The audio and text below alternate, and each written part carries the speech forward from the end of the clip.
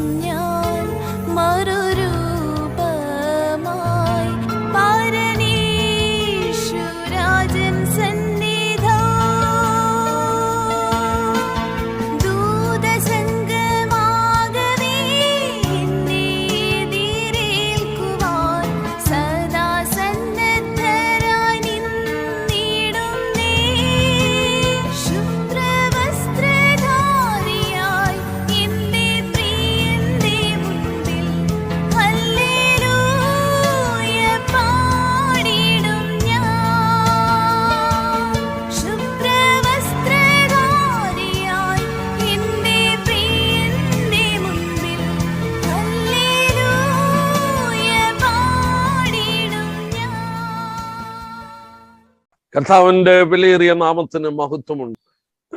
ഒരിക്കൽ കൂടെ നമുക്ക് ഒന്നിച്ചു കൂടുവാനും മരണവും മരണാനന്തര ജീവിതത്തെക്കുറിച്ച് ചിന്തിപ്പാനായിട്ട് ദൈവം നമുക്ക് ഒരുക്കിയ അവസരത്തിനായി സ്തോത്രം.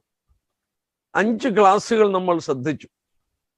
നമ്മള് മനുഷ്യന്റെ ത്രിഭാഗ പ്രകൃതി, മരിക്കുമ്പോൾ എന്ത് സംഭവിക്കുന്നു, ശരീരം ആ മണ്ണിലേക്ക് തന്നെ തിരികെ ഏൽപ്പിക്കുമ്പോൾ ആത്മാവിനെ ദൈവം നൽകിയ ദൈവത്തിന്റെ അടുക്കലോട്ട് പോകുന്നതായിട്ട് നമ്മൾ കണ്ടു. എവിടെയാണ് ആത്മാവ് പോകുന്നതെന്നൊക്കെ നമ്മൾ പഠിക്കുകയുണ്ടായി. പഴയ നിയമകാലഘട്ടത്തിൽ ഷിയോൾ അല്ലെങ്കിൽ പുതിയ നിയമത്തിൽ ഹേഡീസ് എന്നറിയപ്പെടുന്ന പാതാളം, അവിടേക്ക് കടന്നുപോയി ഭക്തന്മാരുടെയും ദുഷ്ടന്മാരുടെയും ആത്മാക്കൾ. എന്നാൽ അവർ തമ്മിൽ വലിയ അന്തരമുണ്ടെന്ന് നമ്മൾ കണ്ടു. നമ്മുടെ കർത്താവ് മരിച്ച് 3 ദിവസം അവന് പുനരുദ്ധാന ശേഷമാണ് പിതാവിന്റെ അടുക്കൽ പോകുന്നത്. ആ 3 ദിവസം അവനും കടന്നുപോയത് ആ അപ്പർ ഷിയോളിലാണ്, മുകളിലുള്ള പാതാളത്തിലേക്കാണ്. എന്നാൽ അവന് പുനരുദ്ധാന ദിവസം അവിടെയുള്ള വിശുദ്ധന്മാരുടെ ആത്മാക്കളെയും കൊണ്ട് അവൻ ഉയരത്തിലേക്ക് പോയി, ബദ്ധന്മാരെ പിടിച്ചു കൊണ്ടുപോയി. വളരെ വ്യക്തമായ തിരുവചനത്തിൽ വായിക്കുന്നു, ഇപ്പോൾ ഒരു വിശുദ്ധൻ മരിച്ചാൽ അവൻ വിട്ടുപിരിഞ്ഞ് ക്രിസ്തുവിന്റെ അടുക്കലേക്ക് മാറുകയാണ്. ശരീരം വിട്ട് കർത്താവിനോട് കൂടെ, to be absent from body and to be present with the Lord. എന്നാൽ ഒരു ദുഷ്ടൻ മരിക്കുകയാണ്, രക്ഷിക്കപ്പെടാത്ത ഒരാൾ മരിക്കുകയാണെങ്കിൽ അവൻ വീണ്ടും പോകുന്നത് ഈ പാതാളത്തിന്റെ അടിത്തട്ടിലേക്കാണ്. നമുക്ക് ആ ഭാഗം ചിന്തിച്ചത് കൊണ്ട് ഞാൻ എടുക്കുന്നില്ല. എന്നാൽ അതിന്റെ ശേഷം നമ്മൾ കണ്ടു, ഒരിക്കൽ മരണം, പിന്നെ ന്യായവിധി ദൈവം നിയമിച്ചിരിക്കുകയാണ്. ന്യായവിധി എന്നത് വളരെ വ്യക്തമായി പാപികൾക്ക് ന്യായവിധിയുണ്ട്, വിശുദ്ധന്മാർക്ക് ന്യായവിധിയുണ്ട്. എന്നാൽ നമ്മൾ കണ്ടതുപോലെ ന്യായവിധി നടക്കുന്നത് പുനരുദ്ധാന ശേഷമാണ്. വിശുദ്ധന്റെ പുനരുദ്ധാനം കഴിഞ്ഞ ശേഷം അവൻ ക്രിസ്തുവിന്റെ ന്യായസനത്തിന് മുമ്പാകെ ന്യായവിധിക്കായി നിൽക്കും.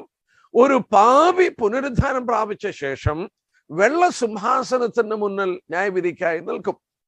എന്നാൽ പുനരുദ്ധാനത്തെ കുറിച്ചാണ് നമ്മൾ ചിന്തിച്ച് അവസാനിപ്പിച്ചത്. നമ്മൾ കണ്ടു എത്രയോ വ്യത്യസ്തമായ അഭിപ്രായങ്ങൾ കർത്താവിന്റെ കാലത്ത് തന്നെ ഉണ്ടായിരുന്നു. ഞാൻ ആ ഭാഗങ്ങളിലേക്ക് ഒന്നും പോകുന്നില്ല. ഈ പുനരുദ്ധാനത്തോടുള്ള ബന്ധത്തിലാണ് സദൂക്യര്, എപ്പിക്യൂരിയൻസ്, സ്റ്റോയിക്സ്, ഗ്രീക്സ്, നോസ്റ്റിസിസം പഠിപ്പിക്കുന്നവരെ, ഇങ്ങനെ എത്രയോ വ്യത്യസ്തമായ ഉപദേശങ്ങളാണ് പുനരുദ്ധാനത്തോടുള്ള ബന്ധത്തിൽ ഉണ്ടായിരുന്നത്. ബുദ്ധമതക്കാര് പറയുന്നത് പോലെ എല്ലാം നിർവ്വാണമടയുന്നു, ദൈവത്തെ ചെന്ന് ചേരുന്നു. ഹൈന്ദവര് പറയുന്ന പോലെ പുനർജന്മമാണ്. എന്നാൽ ക്രിസ്തീയ ഉപദേശം നമുക്കൊരു പുനരുദ്ധാനമുണ്ട്, നമ്മുടെ വ്യക്തിത്വം ഒരിക്കലും മാറ്റപ്പെടുന്നില്ല, നമ്മുടെ ശരീരം മടങ്ങി വരും എന്നുള്ളത് വളരെ വ്യക്തമായി നമ്മൾ കണ്ടു. നമ്മൾ അതിൻ്റെ തെളിവുകൾ കണ്ടു. ഇനി ഞാൻ ആ തെളിവുകൾ എടുക്കുന്നില്ല. എന്നാൽ ഏറ്റവും അടിസ്ഥാനമായി നിൽക്കുന്നത്, നമുക്കതിൻ്റെ ഉറപ്പിന്റെ ഏറ്റവും അടിത്തറ എന്ന് പറയുന്നത് യേശുക്രിസ്തുവിന്റെ പുനരുദ്ധാനമാണ്. His resurrection is a cornerstone of Christian faith. ക്രിസ്തീയ വിശ്വാസത്തിന്റെ അടിത്തറയാണ് അവന്റെ പുനരുത്ഥാനം. ഞാൻ എടുക്കാതെ പറഞ്ഞു പോട്ടെ, റോമലേഖനം 10-ാം അധ്യായത്തിന്റെ 9-10 വാക്യം എടുക്കുമ്പോൾ, രക്ഷിക്കപ്പെടണമെങ്കിൽ യേശു ക്രിസ്തുവിനെ മരിച്ചവരിൽ നിന്ന് ഉയർപ്പിച്ചെന്ന് നമ്മൾ വിശ്വസിക്കണം. അത് വിശ്വസിക്കാത്ത ആർക്കും രക്ഷിക്കപ്പെടാൻ നിവൃത്തിയില്ല. തിരുവചനം പരിശോധിക്കുമ്പോൾ അപ്പോസ്തലന്മാരുടെ പ്രവൃത്തി, അവരുടെ പ്രസംഗങ്ങളൊക്കെ നമ്മൾ ശ്രദ്ധിച്ചാൽ അപ്പോസ്തല പ്രവൃത്തികളിൽ യേശുക്രിസ്തുവിന്റെ പുനരുത്ഥാനം 11 പ്രാവശ്യം പറയുന്നുണ്ട്. യേശുക്രിസ്തുവിന്റെയും വിശുദ്ധന്മാരുടെയും പുനരുത്ഥാനം ഏതാണ്ട് 10 പ്രാവശ്യം പറയുന്നുണ്ട്. അപ്പോൾ അവരുടെ പ്രസംഗത്തിന്റെ പ്രസക്തമായ ഒരു കാതല് പുനരുത്ഥാനം എന്ന വിഷയമാണ്. റോമലേഖനം നമ്മൾ എടുക്കുമ്പോൾ ഏതാണ്ട് 10 പ്രാവശ്യം പുനരുത്ഥാനത്തെ കുറിച്ച് പറയുന്നു. വളരെ വ്യക്തമായി രക്ഷിക്കപ്പെടണമെങ്കിൽ പുനരുത്ഥാനത്തെ കുറിച്ച് യേശുക്രിസ്തുവിനെ മരിച്ചവരിൽ നിന്ന് ഉയർപ്പിച്ചെന്ന് വിശ്വസിക്കണം. പുനരുത്ഥാനം എന്ന വിഷയം അവരുടെ പ്രസംഗ വിഷയമാണ്, അവർ പഠിപ്പിച്ച വിഷയമാണ്. അപ്പോൾ ഞാൻ ഓർപ്പിച്ച പോലെ ക്രിസ്തീയ വിശ്വാസത്തിന്റെ അടിത്തറ ഈ പുനരുത്ഥാനമാണ്. ഈ പുനരുത്ഥാനം, യേശുക്രിസ്തുവിന്റെ പുനരുത്ഥാനമാണ് നമുക്കതിന്റെ ഉറപ്പ് നൽകിയത്. ചിന്തിച്ചവസാനിപ്പിച്ചു. ഞാൻ ആ ഭാഗവും വിശുദ്ധന്മാരുടെ ന്യായവിധി ഒരിക്കൽ നമ്മൾ ഡീറ്റെയിൽ ആയിട്ട് പഠിച്ചു. അത് രണ്ടും കൂടെ ബാക്കി ഞാൻ ഈ ഒരു ക്ലാസ്സിൽ എടുത്ത ശേഷം പിന്നെ പാപികളുടെ ന്യായവിധി, നരകം, സ്വർഗം, നിത്യത, ഈ വിഷയങ്ങളെ കുറിച്ച് നമുക്ക് വരുന്ന ദിവസങ്ങളിൽ പഠിക്കാനായിട്ട് പോവുകയാണ്. എന്നാൽ ഈ ഭാഗം അല്പം കൂടെ പറയണമെന്ന് പ്രേരണ തോന്നിയുകൊണ്ട് ഞാൻ അല്പം കൂടെ എടുത്തിട്ട് ആ വിശുദ്ധന്മാരുടെ ന്യായവിധിയുടെ ചില പ്രധാന വിഷയങ്ങൾ ഞാൻ എടുത്തുകൊള്ളാം. ഞാൻ ശ്രദ്ധിക്കുകയായിരുന്നു, കഴിഞ്ഞ ദിവസം പഠിക്കുകയുണ്ടായി, കൊരിന്ത്യ സഭയിൽ ചിലരൊക്കെ പുനരുത്ഥാനം ഇല്ല എന്ന് പറയുന്നവരുണ്ടായി. പൗലോസ് നിരത്തി വെക്കുകയാണ് സാക്ഷികളുടെ പട്ടിക. പൗലോസ് ചോദിക്കുകയാണ്, നിങ്ങൾ എങ്ങനെയാണ് രക്ഷിക്കപ്പെട്ടത്? നിങ്ങൾ കേട്ട സുവിശേഷം എന്താണ്? ആ സുവിശേഷത്തിന്റെ കാതലായ വിഷയമാണ് യേശുക്രിസ്തുവിന്റെ പുനരുത്ഥാനം. അവരത് വിശ്വസിച്ചു. പൗലോസ് പറയുകയാണ്, നോക്കുക, അവൻ മരിച്ചവരിൽ നിന്ന് ആദ്യഫലമായി പുനരുത്ഥാനം പ്രാപിച്ചു. First fruit. നമുക്ക് ആ ഭാഗത്തിലേക്ക് കടന്നു വരാം. എന്നാൽ ബന്ധത്തിൽ ദൈവമക്കളായി നമുക്ക് ലഭിച്ച അനുഗ്രഹങ്ങളുടെ ചിലത് മാത്രം ഞാനൊന്ന് ഓർപ്പിച്ചോട്ടെ. ഞാൻ ആ ക്ലാസ് ഡീറ്റെയിൽ ആയിട്ട് എടുക്കാൻ പോയാൽ 1-2 ക്ലാസ്സുകൾ അതുള്ള ബന്ധത്തിൽ എടുക്കാം. നമ്മുടെ കർത്താവിന്റെ പുനരുത്ഥാനവും നമുക്ക് ലഭിച്ച വായിക്കുകയും ചെയ്തപ്പോൾ നോക്കുക, പഴയ നിയമ ഏടുകളിൽ ധാരാളം നമുക്ക് ഇതിന്റെ ദൃഷ്ടാന്തങ്ങൾ, ടൈപ്സുകൾ കാണുന്നു. ഏറ്റവും മനോഹരമായ ഒരു ടൈപ്പാണ് ബെനയാവിന്റെ ചരിത്രം.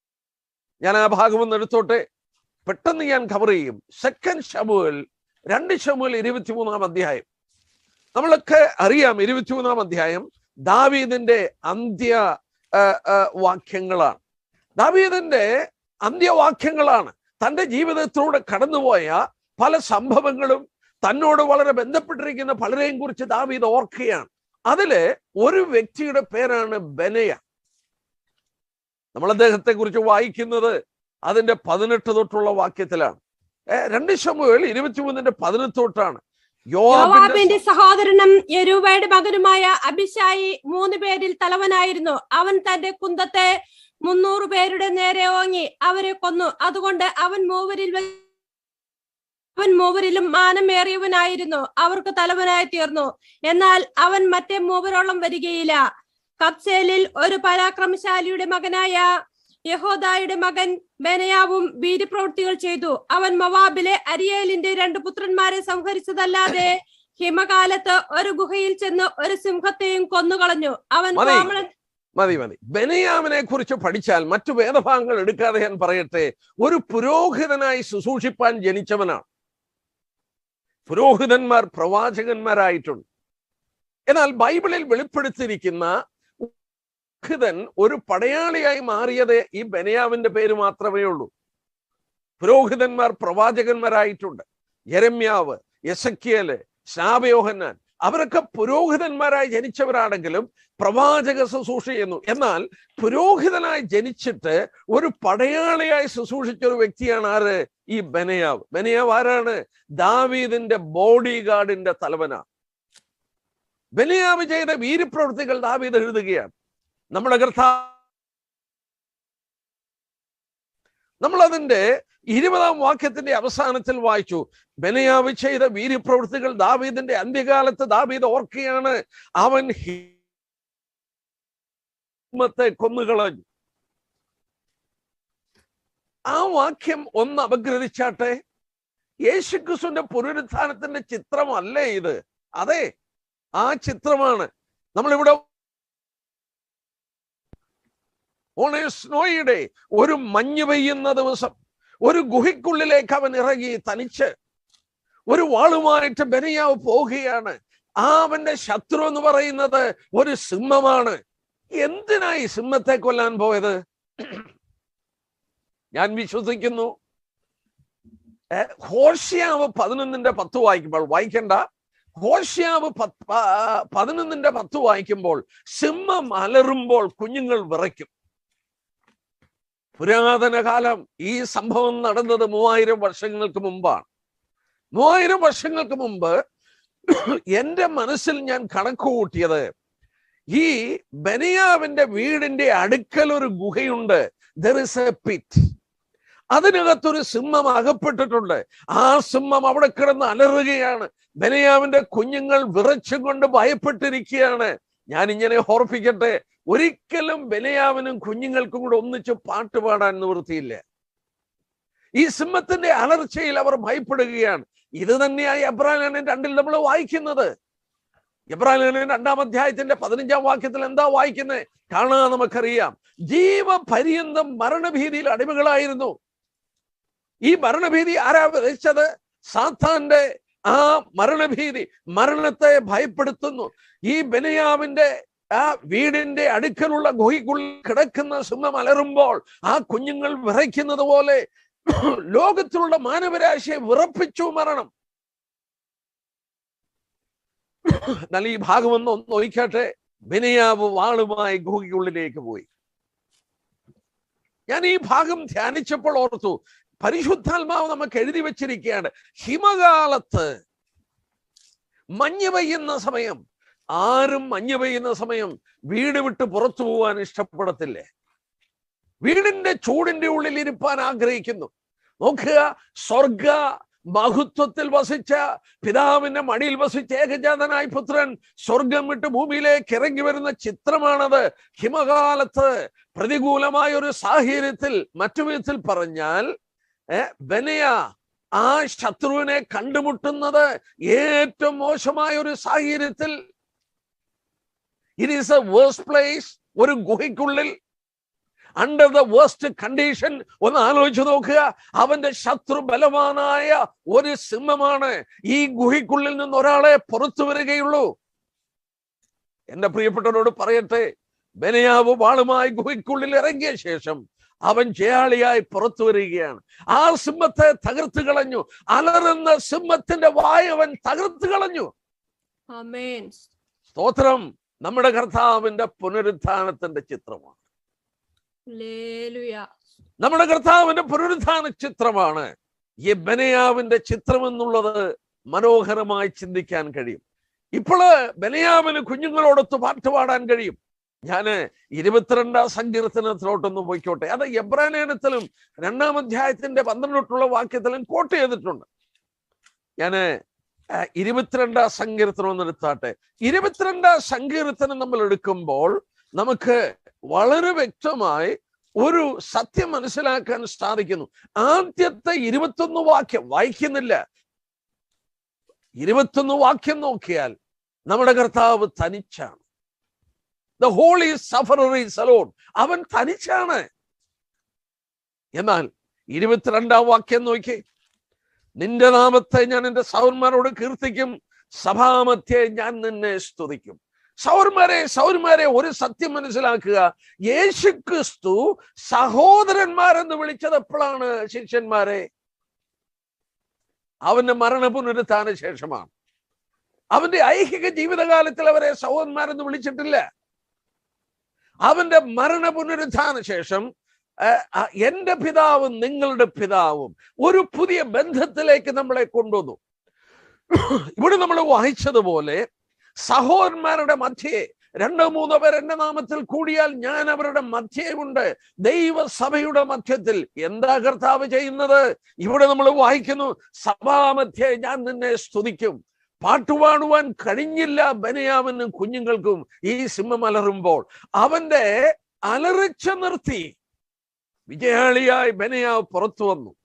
അതിന്റെ ശേഷം ആ കുഞ്ഞുങ്ങളോടൊത്ത് പാട്ടുപാടുകയാണ്. ഇന്ന് ഒരു കാര്യം മറക്കാതെ ഓർക്കണം, ഇത് എബ്രായലേഖനത്തിൽ കോട്ട് ചെയ്തിട്ടുണ്ട് 2-ാം അധ്യായത്തിന്റെ 11-ാം വാക്യം. ഞാൻ ഇങ്ങനെ പറയട്ടെ, നമ്മുടെ കർത്താവ് സഭാമധ്യത്തിൽ ഞാനും നിങ്ങളും പിതാവിനെ സ്തുതിക്കുമ്പോൾ ഒരു കൊയർ ലീഡറിനെ പോലെ, ഒരു മഹാപുരോഹിതനായി നമ്മുടെ സ്തുതി സ്തോത്രങ്ങൾ പിതാവിന്റെ സന്നിധിയിലേക്ക് കരയറ്റുകയാണ്. വണ്ടർഫുൾ! എത്ര അത്ഭുതകരമായ ഒരു കാര്യമാണ്. ഞാനത് വിട്ടോട്ടെ. നമ്മുടെ കർത്താവിന്റെ പുനരുദ്ധാനം നോക്കുക, നമ്മുടെ ഉള്ളിൽ തന്ന സന്തോഷം. ഞാനിരുന്ന് ഒറ്റ വാക്യമേ വായിക്കുന്നുള്ളൂ, ബാക്കി വാക്യങ്ങൾ ഞാൻ വായിക്കുന്നില്ല. ഞാൻ ഒരു ദീർഘമായ പഠനം അവിടെ നടത്തുകയുണ്ടായി. നമ്മൾ യോഹന്നാൻ 13:21 എടുക്കുമ്പോൾ യേശു ഉള്ളം കലങ്ങി. അവന്റെ ക്രൂശുമരണത്തിന് മുമ്പ് അവൻ ആ വിഷയത്തോടുള്ള ബന്ധത്തിൽ അവന്റെ ഉള്ളം കലങ്ങി. 14:1 നിങ്ങളുടെ ഹൃദയം കലങ്ങരുത്, ഞാൻ നിങ്ങൾക്ക് സ്ഥലമൊരുക്കാൻ പോവുകയാണ്. യോഹന്നാൻ 20:11 മറിയ കല്ലറയ്ക്കൽ കരഞ്ഞുകൊണ്ട് നിന്നു. മത്തായി 26:22 അപ്പോൾ അവർ അത്യന്തം ദുഃഖിച്ചു. ഞാനോ ഒരുവൻ എന്നെ കാണിക്കുമെന്ന് പറഞ്ഞപ്പോൾ അവർ അത്യന്തം ദുഃഖിച്ചു. മറ്റു വിധത്തിൽ പറഞ്ഞാൽ ക്രൂശീകരണത്തിന് മുമ്പ് നമ്മൾ ശ്രദ്ധിച്ചാട്ടെ, യേശു ഉള്ളം കലങ്ങി, അവരുടെ ശിഷ്യന്മാരുടെ ഹൃദയം കലങ്ങി. നിങ്ങളുടെ ഹൃദയം കലങ്കരുത്. കല്ലറയ്ക്കൽ മറിയ കരഞ്ഞുകൊണ്ട് നിൽക്കുകയാണ്. അപ്പോൾ അവരെ ദുഃഖിച്ചിട്ട് ഞാനോ എന്ന് ചോദിക്കുകയാണ്. ആകെ ഒരു സോംബർ അറ്റ്മോസ്ഫിയർ, ഒരു ദുഃഖത്തിന്റെയും ഒരു വളരെ മ്ലാനതയുടെയും അന്തരീക്ഷമാണ് കർത്താവിന്റെ ക്രൂശുമരണത്തോടുള്ള ബന്ധത്തിൽ. എന്നാൽ ഒരു വാക്യം ഒന്ന് വായിച്ചേ സൗരി. മത്തായി സുവിശേഷം 28:8 അവൻ പുനരുദ്ധാനം പ്രാപിച്ചു എന്ന് അവർക്ക് ഗ്രഹിപ്പാൻ കഴിഞ്ഞു. മത്തായി 28:8 വാക്യം നോക്കിയാട്ടെ. ഇതുവരെ അങ്ങനെ അവർ വേഗത്തിൽ ഭയത്തോടും മഹാസന്തോഷത്തോടും കൂടെ കല്ലറ വിട്ടു അവന്റെ ശിഷ്യന്മാരോട് അറിയിപ്പാൻ ഓടിപ്പോയി. നോക്കുക, അവിടെ ഒരു പദമുണ്ട്, മഹാസന്തോഷത്തോടുകൂടെ. A great joy. കർത്താവ് പുനരുദ്ധാനം പ്രാപിച്ചിരിക്കുന്നു, അവൻ എഴുന്നേറ്റിരിക്കുന്നു. It brought a great joy, വലിയ ആനന്ദം. ഞാൻ ചിലപ്പോൾ എന്റെ മനസ്സിലൊക്കെ ചിന്തിക്കാറുണ്ട്, ഈ ശിഷ്യന്മാർ പുനരുദ്ധാനം പ്രാപിച്ച കർത്താവിനെ കണ്ടപ്പോൾ അവരുടെ മനസ്സിന്റെ അവസ്ഥ എന്തായിരുന്നു? ഒരു വാക്ക് പരിശുദ്ധാത്മാവിടെ എഴുതി, മഹാസന്തോഷം. ഞാൻ അത് വിടട്ടെ. ഇത് നമുക്കൊരു പുതിയ തുടക്കം തന്നു. നമ്മുടെ കർത്താവ് മരിച്ചവരിൽ നിന്ന് ആദ്യ ഫലമായി പുനരുദ്ധാനം പ്രാപിച്ചു. അല്പമൊന്ന് ശ്രദ്ധിക്കാൻ ഞാനത് പറയാം. ലേവ്യ പുസ്തകം 23-ാം അധ്യായം എടുത്താട്ടെ. യഹോവയുടെ ഉത്സവം അവിടെ പറയുകയാണ്. അതിൽ ആദ്യഫല കറ്റ അവിടെ പറയുന്നുണ്ട്. ആദ്യഫല കറ്റ ആദ്യം പെസഹ പെരുന്നാളാണ്. അത് ക്രിസ്തുവിന്റെ മരണമാണ്. ക്രിസ്തു മരിക്കുക മാത്രമല്ല, ആദ്യഫല കറ്റയെ കുറിച്ച് പറഞ്ഞു. അതിന്റെ 11-ാം വാക്യം നോക്കിയാട്ടെ. 11-ാം വാക്യം, നിങ്ങൾക്ക് പ്രസാദം ലഭിക്കേണ്ടതിന് അവൻ ആ കറ്റ യഹോവയുടെ സന്നിധിയിൽ നീരാജനം ചെയ്യണം. ശബത്തിന്റെ പിറ്റന്നാൾ പുരോഹിതന് നീരാജനം ചെയ്യണം. 10-ാം വാക്യത്തിൽ വായിക്കുന്നുണ്ട്, നിന്റെ വിളവ് എടുക്കുമ്പോൾ നിന്റെ കൊയ്ത്തിലെ ആദ്യത്തെ കറ്റ, വിളഞ്ഞു കിടക്കുന്ന വയലിൽ നിന്ന് ആദ്യത്തെ കറ്റ കൊണ്ടുവന്ന് പുരോഹിതന്റെ കയ്യിൽ കൊടുത്തു. ആ കറ്റയുടെ പേരാണ് ആദ്യഫലക്കറ്റ. ആ ഉത്സവത്തിന്റെ പേരാണ് the feast of first fruit, ആദ്യ ഫലത്തിന്റെ ഉത്സവം. 1 കൊരിന്ത്യർ 15:20 എന്താ വായിക്കുന്നത്? മരിച്ചവരിൽ നിന്ന് അവൻ ആദ്യ ഫലമായി. He's A first fruit. പക്ഷെ ഇവിടെ ഒരു വാക്യം ഞാൻ ആദ്യം ഒന്ന് എടുത്തോട്ടെ. ഈ കറ്റ എപ്പോഴാ നീരാജനം ചെയ്യുന്നത്? ശബത്തിന്റെ പിറ്റേന്നാൾ. ശബത്തിന്റെ പിറ്റേന്നാളെന്ന് പറഞ്ഞാൽ ശബത്ത് ശനിയാഴ്ചയാണ്. അതിന്റെ അടുത്ത ദിവസം ഏത് ദിവസമാണ്? ഞായറാഴ്ച ദിവസമാണ്.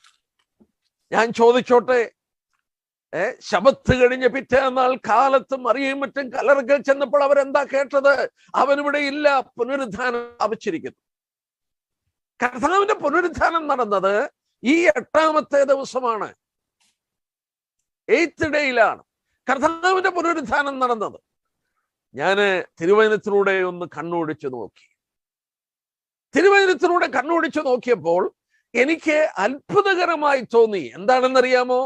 ആദ്യമല കറ്റ നീരാജനം ചെയ്യേണ്ടത് 8-ാം ദിവസമാണ്. 7 ദിവസം കഴിഞ്ഞ് 8-ാം ദിവസമാണ് ഈ പുതിയ ആഴ്ച തുടങ്ങുന്നത്.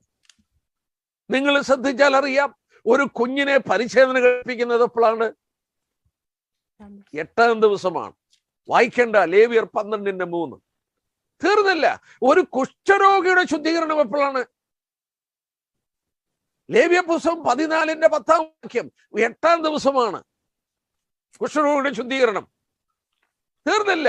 ഒരു പുരോഹിതനെ അവനെ പുരോഹിതനായി നീരാജനം ചെയ്ത് സമർപ്പിക്കുന്ന എപ്പോഴാ? 8-ാം ദിവസമാണ്. ലേവ്യ പുസ്തകം 9:1 നോക്കിക്കാട്ടെ, അവിടെ കാണാം. വായിക്കണ്ട, ഞാനൊന്ന് പറഞ്ഞോട്ടെ. എന്റെ പ്രിയപ്പെട്ടവരോട് ഞാൻ പറയട്ടെ, ഞാൻ ഒന്ന് പറഞ്ഞോട്ടെ. ഇവിടെ നമ്മൾ കണ്ടതുപോലെ 8-ാം ദിവസം ശബത്ത് കഴിഞ്ഞ പിറ്റേന്നാൾ ആ കറ്റ നീരാജനം ചെയ്യണം. എന്തിനു വേണ്ടിയാണെന്ന് നമുക്ക് പിന്നെ ചിന്തിക്കാം. നമ്മൾ ഓർത്തുകൊണ്ടിരുന്ന പോലെ 8-ാം നാൾ പരിച്ഛേദന ഏൽക്കുന്നു. 8-ാം നാൾ കുഷ്ഠരോഗിയുടെ ശുദ്ധീകരണം. 8-ാം നാൾ പുരോഹിതന്മാരെ സമർപ്പിക്കുന്നു. ഒരു പുതിയ 8-ാം നാൾ കർത്താവിന്റെ പുനരുത്ഥാനത്തിന്റെ നിഴലാണ്. ഒരു പുതിയ തുടക്കത്തിന്റെ നിഴലാണ്. വളരെ ദീർഘമായി നമുക്കത് പഠിക്കാൻ കഴിയും. മറ്റൊരു കാര്യം ഞാനൊന്ന് ചൂണ്ടിക്കാണിച്ചോട്ടെ. പുറപ്പാട് പുസ്തകം 12-ാം അധ്യായം എടുത്താട്ടെ. ഈ മാസം നിങ്ങൾക്ക് മാസങ്ങളുടെ ആരംഭമായി ആണ്ടിൽ 1-ാം മാസമായിരിക്കണം. അങ്ങനെയാ വായിക്കുന്നത്. 2-ാം വാക്യം, പുറപ്പാട് 12:2. ഈ മാസം നിങ്ങൾക്ക് മാസങ്ങളുടെ ആരംഭമായി ആണ്ടിൽ 1-ാം മാസമായിരിക്കണം. എന്റെ സൗരിസന്മാരെ ഓർക്കണം, അവരുടെ കലണ്ടറിൽ 6 മാസം കഴിഞ്ഞു. യഹൂദന്റെ കലണ്ടറിൽ 6 മാസം കഴിഞ്ഞു. 7-ാം മാസമാണ്. ആ മാസം ദൈവം എന്ന് പറയുകയാണ്, ഈ മാസം നിങ്ങൾക്ക് മാസങ്ങളുടെ ആരംഭമായി ആണ്ടിൽ 1-ാം മാസമായിരിക്കണം. ഒരു പുതിയ കലണ്ടർ തുടങ്ങുകയാണ്. ആ കലണ്ടർ എന്തിനോടുള്ള ബന്ധത്തിലാണ്? പെസഹ കുഞ്ഞാടിനോടുള്ള ബന്ധത്തിലാണ്. നമ്മള് ഈ ഇനി ഒന്ന് ശ്രദ്ധിക്കണം. ഒരു ചെറിയ കണക്ക് ഞാൻ പറയുകയാണ്. ഈ പെസഹ കുഞ്ഞാടിനെ എപ്പോഴാ അറുക്കുന്നേ? 3-ാം വാക്യം നോക്കിയാട്ടെ. സിസ്റ്റർ ഒന്ന് വായിച്ചേ 3-ാം വാക്യം. നിങ്ങൾ ഇസ്രായേലിന്റെ സർവ്വസംഘത്തോടും പറയേണ്ടതെന്നാൽ ഈ മാസം 10-ാം തീയതി അതത് കുടുംബത്തിന് ഒരു ആട്ടിൻകുട്ടി വീതം ഓരോരുത്തൻ ഓരോ ആട്ടിൻകുട്ടിയെ എടുക്കണം. 6-ാം വാക്യം. ഈ മാസം 14-ാം തീയതി വരെ അതിനെ സൂക്ഷിക്കണം. ഇസ്രായേൽ സഭയുടെ കൂട്ടമെല്ലാം സന്ധ്യാസമയത്ത് അതിനെ അറുക്കണം. ഓക്കെ, ഈ പെസഹ കുഞ്ഞാടിനെ അറുക്കുന്നത് ഇവിടെ കണ്ടില്ലേ? 14-ാം തീയതി സന്ധ്യാസമയത്താണ്. ഞാൻ വാക്യമെടുക്കാതെ പറയട്ടെ. നമ്മുടെ കർത്താവ് പറയുന്നുണ്ട്, 2 ദിവസം കഴിഞ്ഞ് പെസഹയാണ്, അന്ന് മനുഷ്യപുത്രൻ ക്രൂശിക്കപ്പെടും.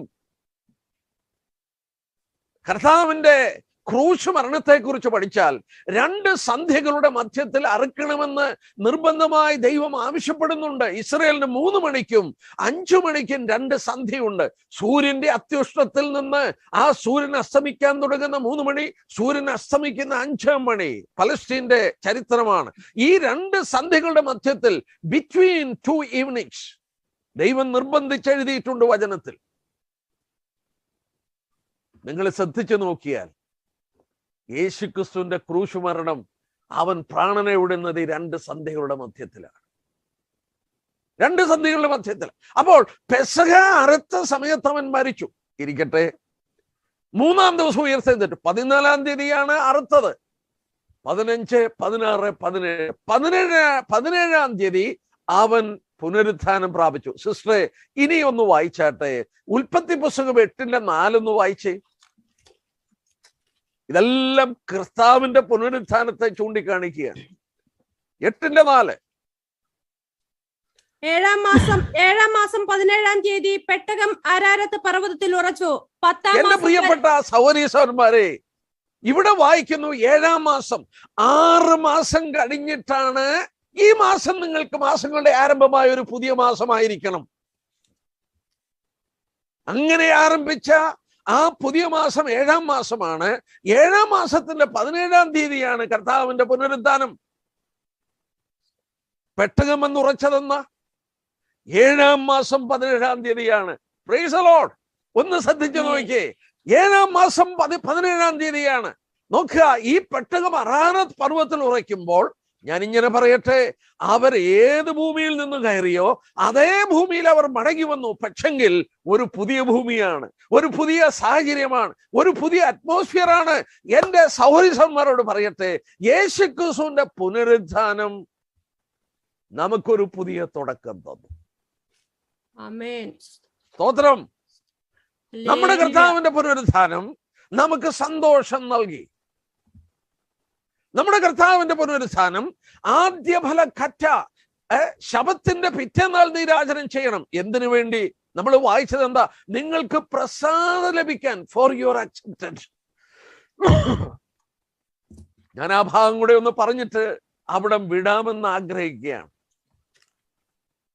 ആ ഭാഗം കൂടെ പറഞ്ഞു വിടാമെന്ന് ആഗ്രഹിക്കുന്നു. കാരണം ഇത് വളരെ ദീർഘമായി നമുക്ക് ചിന്തിപ്പാൻ കഴിയുന്ന ഒരു ഭാഗമാണ്. നമുക്ക് നോക്കാം. അതിന്റെ ലേവ്യ പുസ്തകം 23-ാം അധ്യായം, 23-ാം അധ്യായത്തിന്റെ 11-ാം വാക്യം നോക്കിയാട്ടെ. 23-ന്റെ 11-ാമത്തെ വാക്യം. നിങ്ങൾക്ക് പ്രസാദം ലഭിക്കേണ്ടതിന് അവനായി ആ കറ്റ യഹോവയുടെ സന്നിധിയിൽ നീരാജനം ചെയ്യണം. ശബത്തിന്റെ പിറ്റന്നാൾ പുരോഹിതൻ അത് നീരാജനം ചെയ്യണം.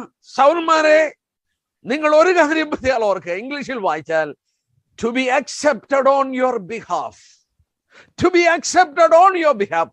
നിങ്ങൾക്ക് വേണ്ടി, നിങ്ങളുടെ പേരിൽ അത് അംഗീകരിക്കാൻ വേണ്ടി നിങ്ങള് ശബത്തിന്റെ പിറ്റേ ദിവസം നീരാജനം ചെയ്യണം. അരിമത്യ യോസഫിന്റെ കല്ലറയിൽ അടക്കിയ ദൈവത്തിന്റെ പുത്രനെ പിതാവ് ഉയിർപ്പിക്കുന്നത് നമ്മുടെ അംഗീകരണത്തിനായിട്ടാണ്.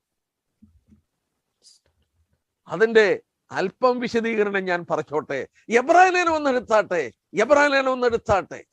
അതിന്റെ 7-ാം അധ്യായം നോക്കിയാട്ടെ. 2-3 വാക്യം കൊണ്ട്, ഓരോ വാക്യം കൊണ്ട് ഞാൻ അത് തെളിയിച്ചു തരാം. അത് നമ്മുടെ ഹൃദയത്തിന് ആനന്ദം പകരുന്നതാണ്. എബ്രായലേഖനം 7-ാം അധ്യായത്തിന്റെ 14-ാമത്തെ വാക്യം. യഹൂദയിൽ നിന്ന് നമ്മുടെ കർത്താവ് ഉദിച്ചു എന്ന് സ്പഷ്ടമല്ലോ. ആ ഗോത്രത്തോട് മോശ പൗരോഹിത്യം സംബന്ധിച്ച് ഒന്നും കൽപ്പിച്ചിട്ടില്ല. നോക്കുക, നമ്മുടെ കർത്താവ് ജനിച്ചത് യഹൂദ ഗോത്രത്തിലാണ്. പുരോഹിതനാണെങ്കിൽ ലേവ്യ ഗോത്രത്തിൽ വരണം. കർത്താവ് ജനിച്ച യഹൂദ ഗോത്രം. ഒരു കാര്യം മനസ്സിലാക്കുക, നമ്മുടെ കർത്താവ് ഈ ഭൂമിയിലായിരുന്നപ്പോൾ ഒരിക്കൽ പോലും ഒരു പുരോഹിത ശുശ്രൂഷ ചെയ്യുവാൻ ദേവാലയത്തിൽ പോയില്ല. ഇനി 8-ാം അധ്യായം നോക്കിയാട്ടെ. 8-ാം അധ്യായം നോക്കിയാട്ടെ. അതിന്റെ 3-4 വാക്യം നോക്കിയാട്ടെ. ഏത് മഹാപുരോഹിതനും വഴിപാടും യാഗവും അർപ്പിപ്പാൻ നിയമിക്കപ്പെടുന്നു. ആകയാൽ അർപ്പിപ്പാൻ ഇവനും വല്ലതും വേണം. അടുത്ത വാക്യം. അവൻ ഭൂമിയിലായിരുന്നെങ്കിൽ പുരോഹിതനാകയില്ലായിരുന്നു. അവൻ ഭൂമിയിലായിരുന്നെങ്കിൽ പുരോഹിതനാകയില്ലായിരുന്നു. അവൻ യഹൂദ ഗോത്രത്തിൽ നിന്നാണ് ജനിച്ചത്. ആ ഗോത്രത്തിന് പൗരോഹിത്യമായിട്ട് ഒരു ബന്ധവുമില്ല. പിന്നെ എവിടെയാണ് അവൻ പൗരോഹിത്യ ശുശ്രൂഷ ചെയ്യുന്നത്? 9-ാം അധ്യായം നോക്കിയാട്ടെ. 9-ാം അധ്യായം. അവൻ സ്വർഗത്തിലേക്ക് കരയേറിപ്പോയിരിക്കുകയാണ്. അതിന്റെ 24 ഒറ്റ വാക്യം വായിക്കുക. 24-ാം വാക്യം. ക്രിസ്തു വാസ്തവമായതിന്റെ പ്രതിബിംബമായി കൈപ്പണിയായ വിശുദ്ധ മന്ദിരത്തിലേക്കല്ല, ഇപ്പോൾ നമുക്ക് വേണ്ടി ദൈവസന്നിധിയിൽ പ്രത്യക്ഷനാവാൻ സ്വർഗത്തിലേക്ക് എത്ര പ്രവേശിച്ചത്. സ്തോത്രം. സഹോദരന്മാരെ, യേശുക്രിസ്തുവിന്റെ മഹാപൗരോഹിത്യം പിതാവിന്റെ സന്നിധിയിലാണ്, സ്വർഗത്തിലാണ്. അവൻ നമുക്ക് വേണ്ടി അവിടേക്ക് പ്രവേശിച്ചിരിക്കുകയാണ്. ഒന്നുകൂടെ ശ്രദ്ധിക്കണം. കർത്താവ് ഈ ഭൂമിയിലായിരുന്നെങ്കിൽ പുരോഹിതനാകില്ലായിരുന്നു. അവൻ യഹൂദ ഗോത്രത്തിലാണ് ജനിച്ചത്. എന്നാൽ അവന്റെ മഹാപൗരോഹിത്യം ആരംഭിക്കുന്നത് പുനരുത്ഥാന ശേഷമാണ്.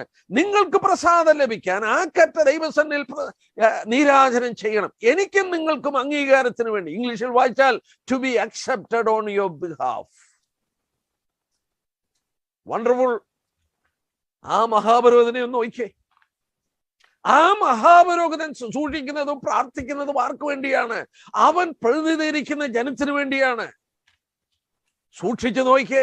അവന്റെ മാർവിൽ 12 കല്ലുണ്ട്. ആ 12 കല്ലില് അവരുടെ പേരുകളുണ്ട്. അവന്റെ തോളിൽ 2 ഒറിക് സ്റ്റോൺസ് ഉണ്ട്. ഈ 2 കല്ലുകളിൽ ആ 12 ഗോത്രത്തിന്റെ പേരുണ്ട്. ഒന്ന് ശ്രദ്ധിക്കുക, അവരുടെ പേര് തോളിൽ വഹിക്കുന്നുണ്ട്, അവരുടെ പേര് മാറിൽ വഹിക്കുന്നുണ്ട്. എന്താണ് ഇതിന്റെ അർത്ഥം?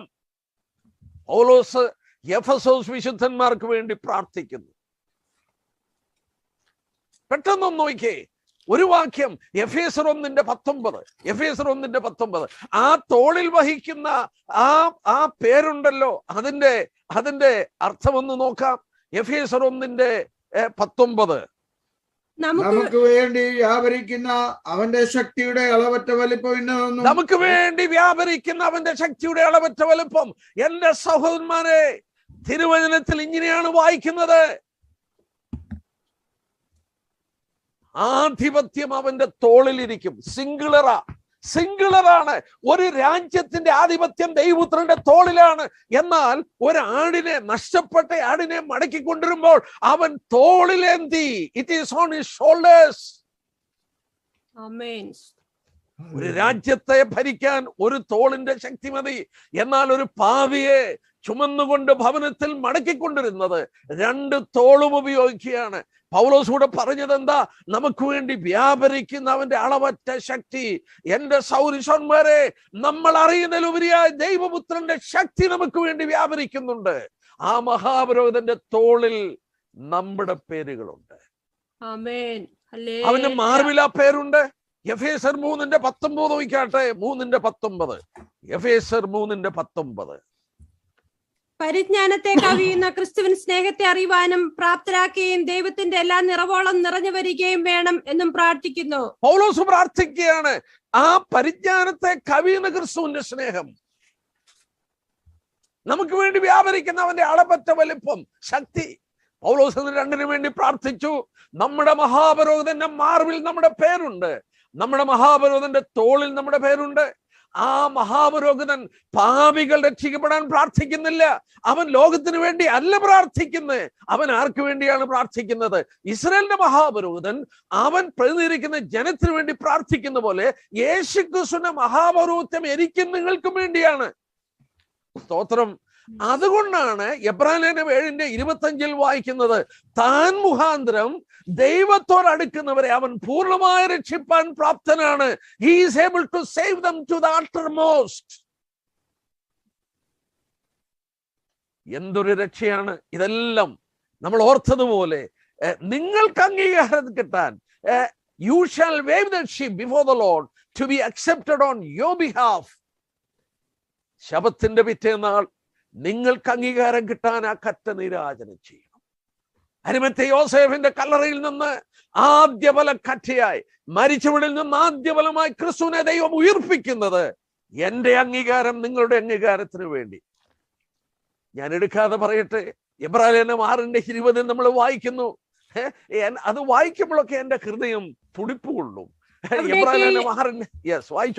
അവിടേക്ക് യേശു മൽക്കിസദേക്കിന്റെ ക്രമപ്രകാരം എന്നേക്കും മഹാപുരോഹിതനായി മുൻകൂട്ടി നമുക്ക് വേണ്ടി പ്രവേശിച്ചിരിക്കുന്നു. നിങ്ങളത് ഇംഗ്ലീഷിൽ വായിച്ചാലേ, he has entered into heaven as a foreigner for us. Foreigner എന്നാ മുമ്പ് കൂട്ടി പ്രവേശിച്ചെന്നുള്ളത്. ഫോറിനർ എന്താ അതിന്റെ അർത്ഥം? സ്നാപയോഹന്നാൻ യേശുക്രിസ്തുവിന്റെ ഫോറിനർ ആയിരുന്നു. ഞാൻ ഇങ്ങനെ ഒരു ദൃഷ്ടാന്തം പറയാറുണ്ട്. ഇപ്പോൾ അമേരിക്കൻ പ്രസിഡന്റ് ഇന്ത്യ സന്ദർശിക്കുകയാണ്. അമേരിക്കൻ പ്രസിഡന്റ് എന്ന് എന്റെ നിങ്ങളുടെ കൂട്ട് പ്ലെയിനെ കയറി നേരെ ഇങ്ങോട്ട് വരത്തില്ല. അമേരിക്കൻ പ്രസിഡന്റ് വരുന്നതിന് മുമ്പ് കുറച്ചുപേര് ഇവിടെ വരും. ഇവിടെ വന്ന് ഈ പ്രസിഡന്റിന്റെ സുരക്ഷിതത്വം, അദ്ദേഹത്തിന്റെ താമസം, അദ്ദേഹത്തിന്റെ ഭക്ഷണം, അദ്ദേഹത്തിന്റെ കംഫോർട്ടുകൾ എല്ലാം ക്രമീകരിക്കുന്നവരുണ്ട്. അവരുടെ പേരെന്നാ? അവരുടെ പേരായി ഫോറിനർ എന്ന് പറഞ്ഞ. അവരെ തന്നെ ഇന്ത്യയിലോട്ട് വന്നാൽ വലിയ പ്രാതിനിധ്യം കൊടുത്താണ് സ്വീകരിക്കുന്നത്. അങ്ങനെയാണെങ്കിൽ അവരാരെ പ്രതികരിച്ചോ അവര് വരുമ്പോഴുള്ള സ്വീകരണം എന്തുവാ? പിതാവിന്റെ വലത്ത് ഭാഗത്തവൻ ബഹുത്വപൂർണനായി. നമ്മുടെ ഫോറിനർ ഈ വിധത്തിൽ ദൈവസന്നിൽ മഹത്വപൂർണനായി സ്വർഗത്തിൽ സ്വീകരിച്ചെങ്കിൽ, പാവപ്പെട്ട ഞാനും നിങ്ങളും അവന്റെ പുറകെ കടന്നിൽ കർത്താവ് പറയുന്നുണ്ട്, I am only a foreigner. എന്റെ പ്രിയ പുറകെ വരുന്നുള്ളൂ. അവൾക്ക് വേണ്ടി ഒരുക്കുന്ന മഹത്വം എത്ര വലുതായിരിക്കും. സ്തോത്രം. എന്താ വചനത്തിൽ വായിക്കുന്നത്? അവന്റെ കൃപയുടെ അത്യന്ത ധനം. അവന്റെ കൃപയുടെ അത്യന്തധനം, ആ തേജസ്സിന്റെ ഘനം നമ്മളിൽ കാണിക്കാൻ പോവുകയാണ്. അതിന്റെ അർത്ഥം എന്താ? ദൈവകൃപ എന്തെന്നുള്ളത് പ്രകടമാക്കാൻ പോവുകയാണ്. ഞാൻ പലപ്പോഴും ഓർപ്പിക്കുന്ന ഒരു ദൃഷ്ടാന്തമുണ്ട്. ഒരു ഭിക്ഷക്കാരൻ അലക്സാണ്ടറിന് മുന്നിൽ വന്ന് ഭിക്ഷ ചോദിച്ചു. 2 നാണയം തരണം. അലക്സാണ്ടർ പട്ടാളക്കാരോട് പറഞ്ഞു, സ്വർണം ഇരിക്കുന്ന പെട്ടി ഇങ്ങോട്ട് കൊണ്ടുവരാൻ. എന്നിട്ട് പറഞ്ഞു, നിന്റെ തുണിയൊന്ന് വിരിക്കെ. അലക്സാണ്ടർ കൈ നിറച്ച് സ്വർണ്ണ നാണയം എറിഞ്ഞു കൊടുത്തു. ആ മനുഷ്യൻ സ്തബ്ധനായി നിൽക്കുമ്പോൾ 2ാമത്തെ കൈ നിറച്ചെറിഞ്ഞു. മതി മതി എന്ന് പറഞ്ഞു. അപ്പോൾ അലക്സാണ്ടർ പറഞ്ഞ മറുപടി, നിനക്ക് മതിയായിരിക്കാം, പക്ഷെ അലക്സാണ്ടറിന്റെ മഹത്വത്തിന് ഇത് ചേരുന്നതല്ല. ഒന്ന് ആലോചിച്ച് നോക്കിയേ, എന്റെ നിങ്ങളുടെ ജീവിതത്തിൽ ദൈവകൃപയുടെ അത്യന്ത ധനം, അവന്റെ മഹത്വത്തിന്റെ ആ ധനം, അതൊക്കെ നമ്മളിൽ പ്രകടമാക്കുമ്പോൾ അലക്സാണ്ടർ പറഞ്ഞ പോലെ അവന്റെ മഹത്വത്തിനൊത്തവണ്ണമായിരിക്കും അത് തരുന്നത്. അതിനു വേണ്ടി അവൻ നമുക്ക് ഫോറിനറായി അവൻ മുമ്പ് കൂട്ടി പ്രവേശിച്ചതാണ്. നമുക്ക് വേണ്ടി എല്ലാം ക്രമീകരിക്കുക. സ്വർഗം നമ്മൾ കണ്ടിട്ടില്ല, ആ സ്വർഗം നമുക്ക് വേണ്ടി മനോഹരമാക്കി അവൻ തീർക്കുകയാണ്. ഓരോ ദിവസവും അതിന്റെ പണികൾ തീർത്തുകൊണ്ടിരിക്കുകയാണ്. നമുക്ക് ലാസ്റ്റ് ഡേയില് ആ പുത്തനെരുശലേമിനെ കുറിച്ച് പഠിക്കാം എന്ന് ഞാൻ കരുതുന്നു. ദൈവം നമുക്ക് വേണ്ടി അത് ഒരുക്കിക്കൊണ്ടിരിക്കുകയാണ്. അതിന്റെ മഹത്വം നമുക്ക് വെളിപ്പെടുത്തിയത് അത്ഭുതകരമാണ്. എന്റെ സഹോദരന്മാരെ, ഞാനിവിടെ നിർത്തട്ടെ. നമ്മൾ ഓർത്തു ആദ്യഫലം കറ്റ. 1 കൊരിന്ത്യർ 15-ാം അധ്യായത്തിൽ കണ്ടു, അവൻ മരിച്ചവരിൽ നിന്ന് ആദ്യഫലമാണ്. ഒരു വാക്കൂടെ പറഞ്ഞാൽ നിർത്താം. ആദ്യത്തെ കറ്റ, വിളഞ്ഞു കിടക്കുന്ന വയലിൽ നിന്ന് ആദ്യത്തെ കറ്റ പുരോഹിതന്റെ കയ്യിൽ കൊടുക്കുമ്പോൾ അവൻ ദേവാലയത്തിൽ ദൈവത്തിന്റെ സന്നിധിയിൽ പൊക്കി നീരാജനം ചെയ്യും, 4 പുറത്തോട്ട് മാറ്റിക്കാണിക്കും. ദൈവത്തിനത് സമർപ്പിച്ചപ്പോൾ മറ്റൊരു സത്യം അവിടെ വെളിപ്പെടുത്തുന്നുണ്ട്. വിളഞ്ഞു കിടക്കുന്ന വയലിന്റെ ആദ്യത്തെ കറ്റ എന്നേ ഉള്ളൂ, ഇനി കൊയ്യാൻ ഒരുപാടുണ്ട്. It shows the assurance of the crop that is ripe. മറ്റു വിധത്തിൽ പറഞ്ഞാൽ നമ്മുടെ പുനരുദ്ധാനത്തിന്റെ ഉറപ്പാണ് ആര്? ഈ ആദ്യഫലക്കറ്റ. നമ്മുടെ പുനരുദ്ധാനത്തിന്റെ ഉറപ്പാണ് ഈ ആദ്യഫലക്കറ്റ. സ്തോത്രം, സ്തോത്രം. എന്റെ നിങ്ങളുടെ പുനരുദ്ധാനത്തിന്റെ ഉറപ്പ് നമ്മൾ കഴിഞ്ഞ ദിവസം പഠിച്ചില്ലേ? മറ്റു മതങ്ങൾക്കൊന്നുമില്ലാത്തൊരു വിശ്വാസം, ക്രിസ്ത്യാനിറ്റിയുടെ അടിത്തറ എന്ന് പറയുന്നത് ഈ വിശ്വാസ പ്രമാണമാണ്.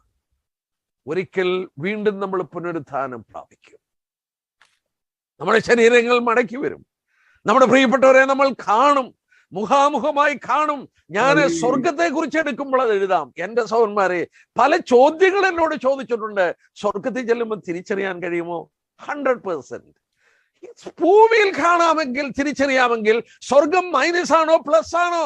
Heaven is plus dear ones. എന്റെ പ്രിയപ്പെട്ടവരെ, ഞാൻ അവിടെ തിരിച്ചറിയും. കർത്താവ് എന്തിനാ പറഞ്ഞത്? നിങ്ങളുടെ പേര് സ്വർഗത്തിൽ എഴുതിയിട്ടുണ്ട്. എന്റെ പേര് വിളിക്കുമ്പോ വേറെ ആരാണ്ടാണോ അവിടെ ചെല്ലുന്നേ? ജോൺ ബി തോമസ് എന്ന് പറയുമ്പോ എന്റെ പേര് വിളിക്കുമ്പോ ഞാനാണ് അവിടെ നിൽക്കുന്നത്. എന്റെ വ്യക്തിത്വത്തിന് കോട്ടമില്ലാതെ അവിടെ കാണും ഞാൻ. ഇതാണ് വിശ്വാസത്തിന്റെ കാതലായ വിഷയം. നമ്മളെ വിട്ടുപിരിഞ്ഞ പലരുണ്ട്. എന്റെ അപ്പൻ, അമ്മ, എന്റെ ഒരു സഹോദരനേ ഉള്ളൂ. ആ സഹോദരനൊക്കെ കടന്നുപോയി. എന്നാൽ ഞാൻ പറയട്ടെ പ്രിയപ്പെട്ടവരെ, നമ്മുടെ വ്യക്തിത്വം ദൈവം നമുക്ക് തന്ന അനുഗ്രഹമാണ്. ആ പുനരുദ്ധാനം, യേശുക്രിസ്തുവിന്റെ പുനരുദ്ധാനം എത്ര വലിയ അനുഗ്രഹം. ശിഷ്യന്മാർക്ക് സന്തോഷമുണ്ടായി, മഹാസന്തോഷം. യെസ്, ഭയം മാറി. ബെനിയാവ് ആ ഗുഹയിലേക്ക് ഇറങ്ങി സിംഹത്തെ കൊന്നപ്പോൾ ആ കുഞ്ഞുങ്ങളുടെ പേടി മാറി. നമ്മുടെ കർത്താവിന്റെ മരണ പുനരുദ്ധാനം ശേഷം ആ ജീവപര്യന്തം മരണഭീതിയിൽ അടിമനായിരുന്നവർക്ക് ആ ഭയത്തിൽ നിന്നുള്ള വിടുതൽ കിട്ടി.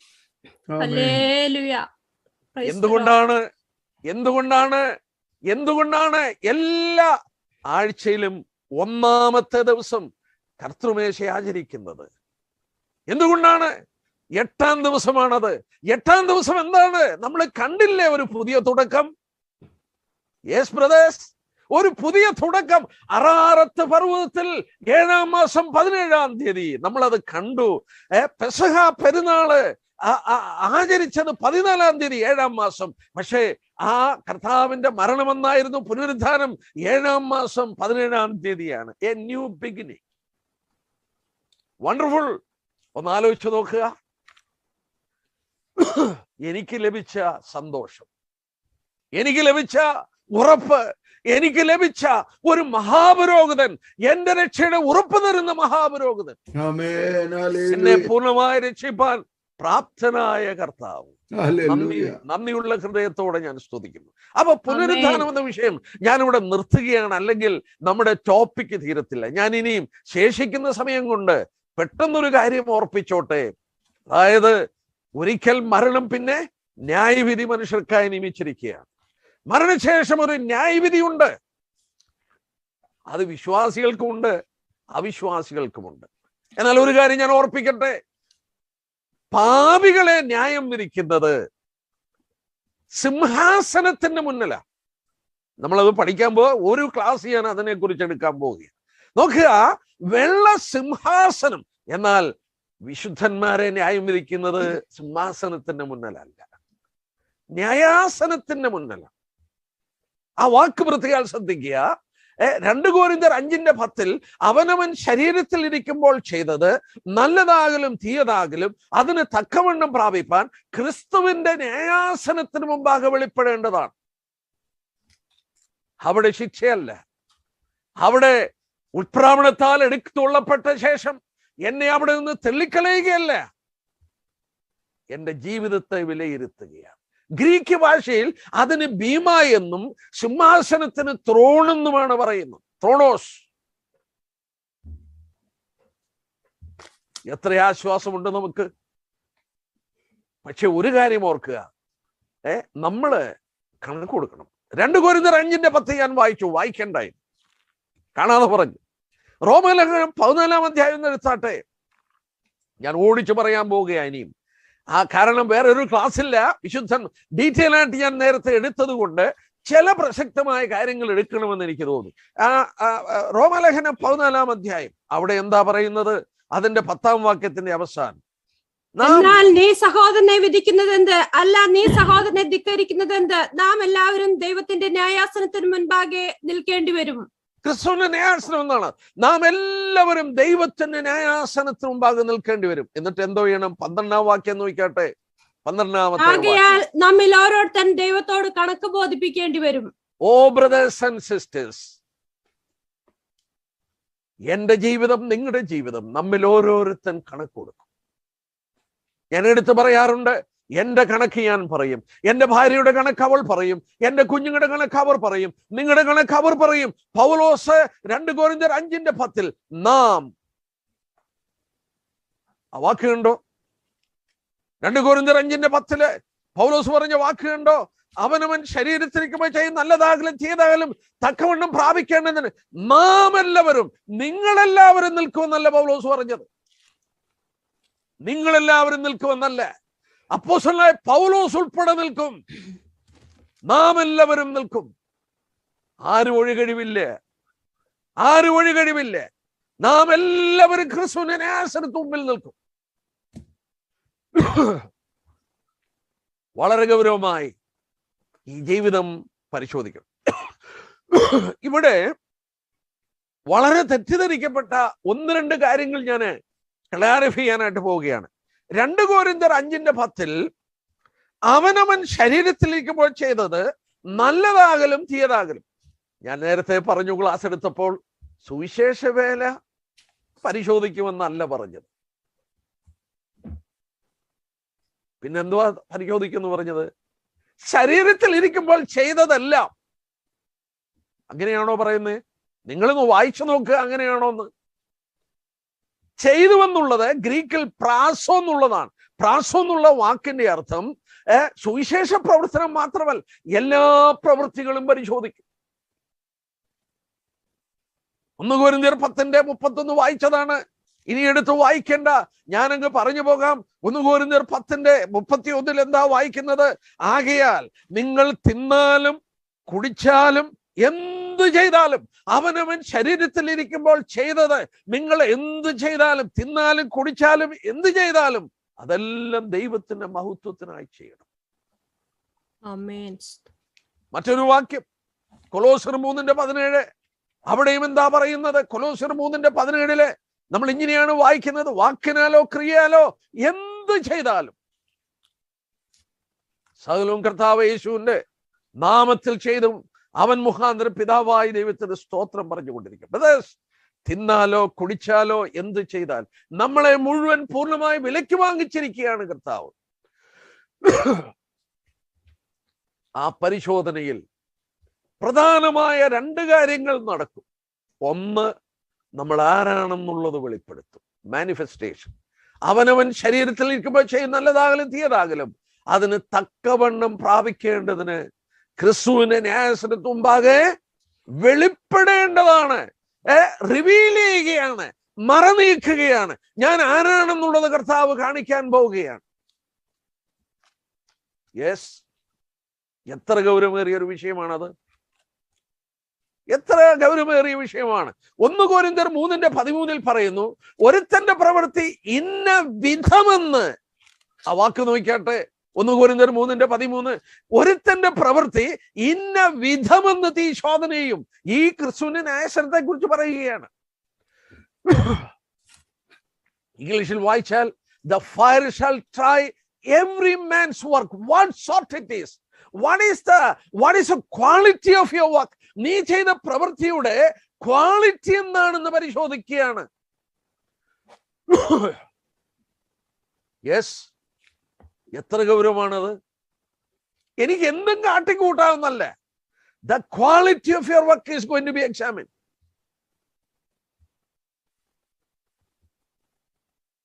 നമ്മള് പഠിച്ചു, ഞാൻ ആ ഭാഗത്തിലേക്കൊന്നും പോകുന്നില്ല. എഫെസോസ് സഭയ്ക്ക് 3 കാര്യമുണ്ട്. ഞാൻ നിന്റെ സ്നേഹം, നിന്റെ സ്നേഹം, നിന്റെ പ്രവൃത്തിയും നിന്റെ സഹിഷ്ണുത, ഇത് 3 അറിയുന്നു.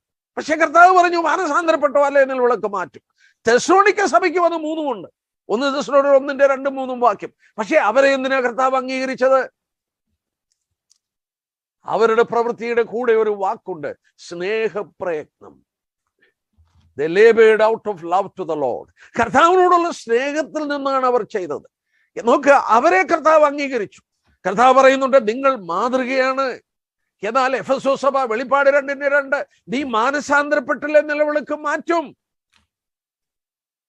അപ്പോൾ ഞാൻ ചെയ്ത പ്രവൃത്തികളുടെ ക്വാളിറ്റി പരിശോധിക്കുന്നത്. ഞാൻ അവിടെ നിർത്തട്ടെ.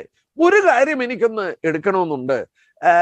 അവിടെ കർത്താവ് പരിശോധിക്കുന്നത് 1 പത്രോസ് 4:10 ഓരോരുത്തൻ വരം ലഭിച്ചതുപോലെ വിവിധമായുള്ള ദൈവകൃപയുടെ നല്ല ഗൃഹവിചാരകന്മാരായി അതിനെ കൊണ്ട് അന്യോന്യം ശുശ്രൂഷിക്കും. വരം ലഭിച്ചതുപോലെ.